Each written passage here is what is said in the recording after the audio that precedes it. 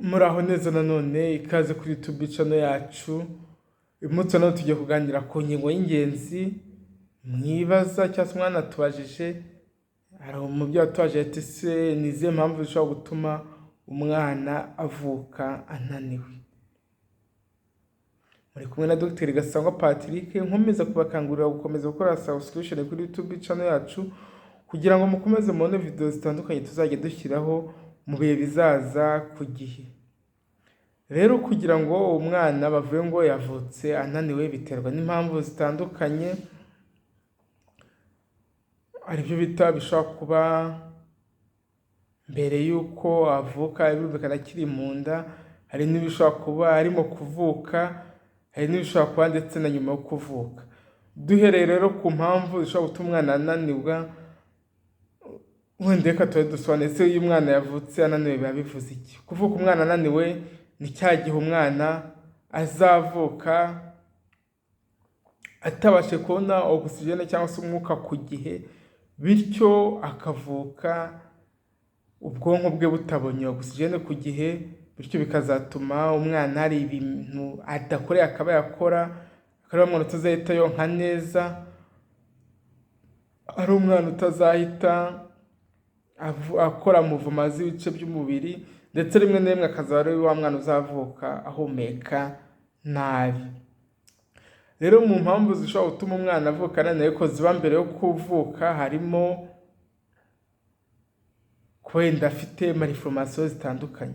Umwana ashobora kuvuka afite malformation, wenda umutima we udakora neza, cyangwa se mu kwiremwa kwe cyangwa se mu kuremwa kwe bikaba byarabayeho ariko umutima nturemwe neza, cyangwa se izindi ngingo runaka ze ari ubwonko, ari ibihaha ndetse n'umutima cyangwa se n'ibindi bice by'umubiri bidakora neza, uwo mwana azafite ibyago byo kuvuka ananiwe. Ikindi ni wa mwana ushobora kuvuka wenda mama we yaragize ikibazo cyo kuvira ku nda, biriya bita za placenta previa, kuvira ku nda, bivuze ko umwana cyangwa se placenta brachiosa birava igihe nyababyeyi yavuye cyangwa se yidetashe hakiri kare mbere y'uko umwana avuka. Birumvikana ko umwana amaraso azaba amugeraho ashobora kugabanyuka, bityo niba atabonye amaraso kandi tuzi ko amaraso ariho hagenda ogisijene, umwana akaba yavuka ananiwe. Ikindi gishobora gutuma umwana avuka ananiwe biba mbere yo kuvuka ni cya gihe wenda nyababyeyi yaturitse. Hari ababyeyi bajya bagira ikibazo, birumvikana wenda nk'umubyeyi yigeze kubyara agahabwa ibise cyangwa se akagira ibise byinshi agatinda kugera kwa muganga.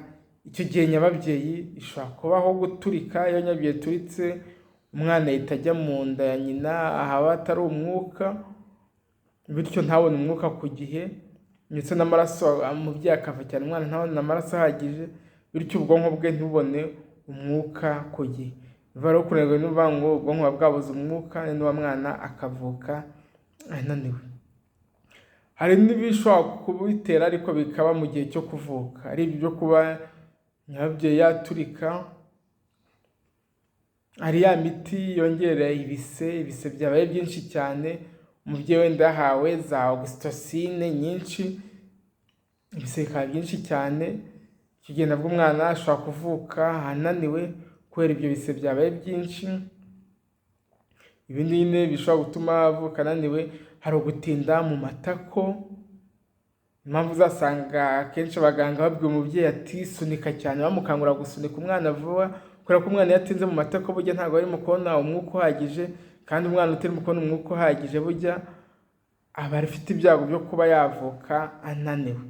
Impamvu rero nimba umubyeyi arimo gusunika umwana nubwo aba atorohewe, ariko nawe agomba gushyiramo akanyabugabo nyine agasunika umwana vuba, akava ari ahantu, kuko ari ahantu mu matako umwana arahananirirwa cyane. Rero nabyo aba ari ingenzi.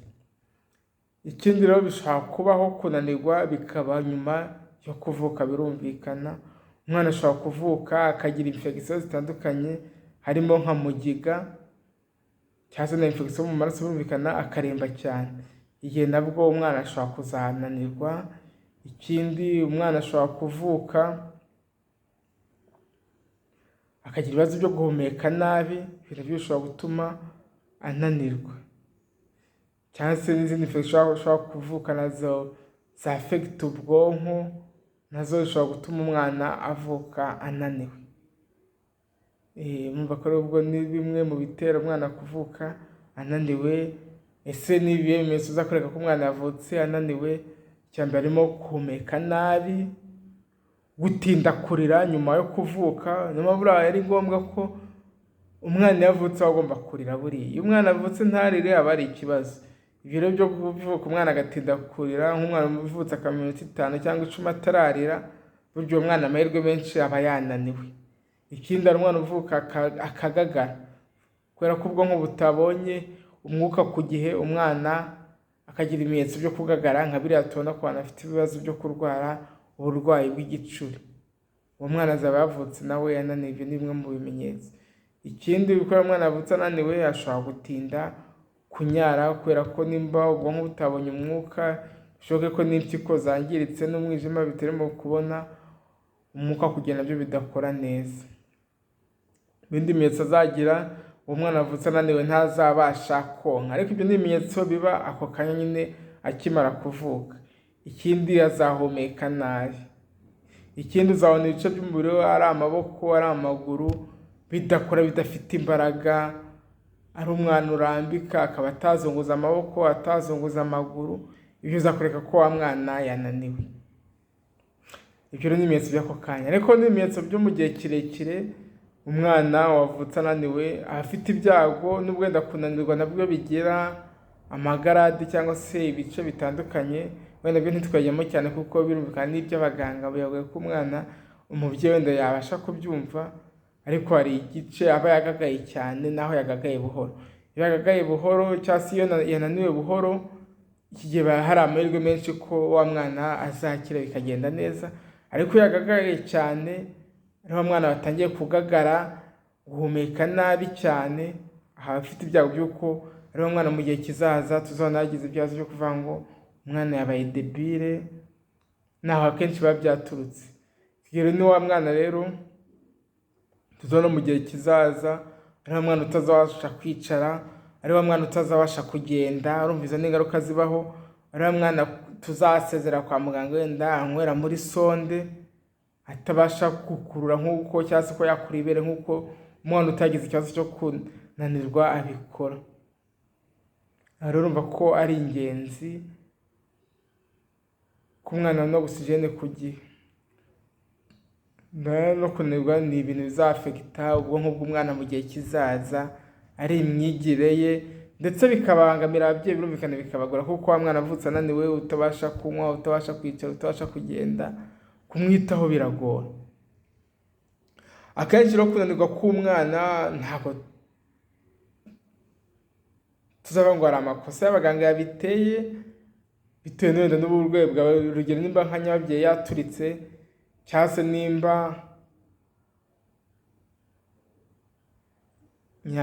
ya nyuma yadetashe bwa mbere umwana, mbere y'uko umwana avuka, hari ibyo utakontorora, bishobora kuba utabikontorora, cyangwa se ya kodi, cyangwa se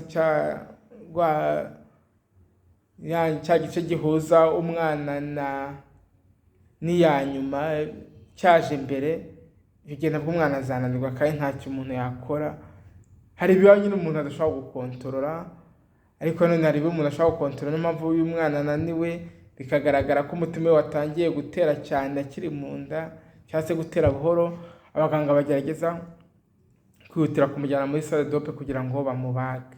Ibyo rero ni bumwe mu buryo bukorwa kugira ngo wa mwana arindwe kuba yavuka ananiwe, kuko twese tuzi ingaruka bitera kuri wa mwana ndetse no ku muryango muri rusange. Murakoze rero cyane. Izo ni zimwe mu ngaruka zishobora gutuma umwana avuka ananiwe, ndetse na complication zabyo cyangwa se ingaruka bizagira ku muryango. Gusa hari uburyo wa mwana yitabwaho, hari guhabwa umwuka birumvikana, ndetse no guhabwa imiti imurinda kugagara. Nimba icyabiteye ari nka infection, nazo zikavurwa kugira ngo umwana akomeze kugira ubuzima bwiza. Twirinde za complication zo mu gihe kirekire cyangwa se zaza uko umwana azagenda akuze, ko ari umwana uvuka ananiwe, yakwitabwaho neza, wenda hari bimwe abasha gukora cyangwa se za komplikasiyo ntizibeho. Murakoze rero cyane, mwari kumwe na Dr Gasangwa Patrick, nkomeza kubakangurira gukomeza gukora subscription kuri YouTube channel yacu kugira ngo mujye mubona video zitandukanye twashyizeho ku gihe. Bye bye, ciao ciao.